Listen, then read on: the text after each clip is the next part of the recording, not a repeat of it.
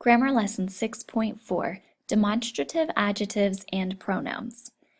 You've learned about demonstrative adjectives and pronouns in your English class. In case you don't remember, demonstrative adjectives help to point out or specify exactly which noun it is you're referring to. For example, that red apple, this yellow school bus, those trees in front of that school. In these examples, the words that, this, those, these kinds of words are demonstrative adjectives. Demonstrative pronouns work in a similar way, except instead of specifying which noun you're talking about, they simply replace the noun with the word. So they serve as a substitute. For example, you might say, look at that, or what is this? One important thing to understand about demonstrative adjectives is just like any other adjectives you've studied in Spanish, keep in mind that these must also match in number and gender. So if the noun that they're modifying is singular, the demonstrative adjective will also be singular. If it's plural and feminine, then your demonstrative adjective will be plural and feminine.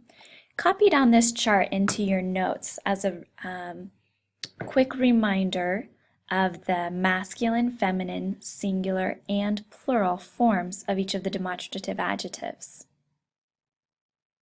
Now that you've copied down the chart, I have one little trick that I'd like to teach you to help you remember that this and these have T's. If you can remember this little rhyme, it will help you remember that este, esta, estos, and estas are the ways that we say this and these. You might notice in the chart that there are two different ways to say that or those, and we're going to explore this a little bit now. The words ese, esa, and esos, esas are used when nouns are close enough that you can point to them.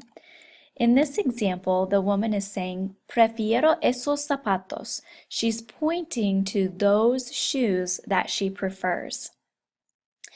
On the contrary, we use aquel, aquella for singular objects and aquellos or aquellas for plural nouns. They don't have to be objects, sorry, they can be people, places, things, ideas. This is used when the nouns are far away from the speaker and the listener. For example, if you're just thinking about these mountains that you saw in Colorado that you just love them, you could say me encantan aquellas montañas. You can't see them, but you might be thinking of them, or they might be really far off in the distance to where maybe you can see them, but you can't point exactly to them. Demonstrative pronouns look a lot like demonstrative adjectives and they sound a lot like them, except you'll notice on this chart there's an accent over the E in each of these words, and it is pronounced a teensy bit differently. Let's look at some examples. If someone says, ¿Quieres comprar este suéter? Do you want to buy this sweater? You could respond, No, no quiero este, quiero ese. And you notice when I responded, no, I don't want this one, I want that one. You put a little extra emphasis on the accented E, and that will just kind of help you with your pronunciation. And that will allow someone to know that you're just saying this or that. So you're replacing the actual noun itself for the pronoun. The last thing I want to introduce is called a neuter demonstrative pronoun, and there are three of these in Spanish. We have esto, eso, and aquello. Basically, what these words are used for is to refer to a noun that's not identified, it's not specified. You don't necessarily know whether it's masculine or feminine. You might not know whether it is singular or plural. So this is just for very, very broad terms. So you might say like, ¿Qué es esto? What's this? Or eso es interesante. That's interesting. Or you might say, aquello es bonito. That's pretty.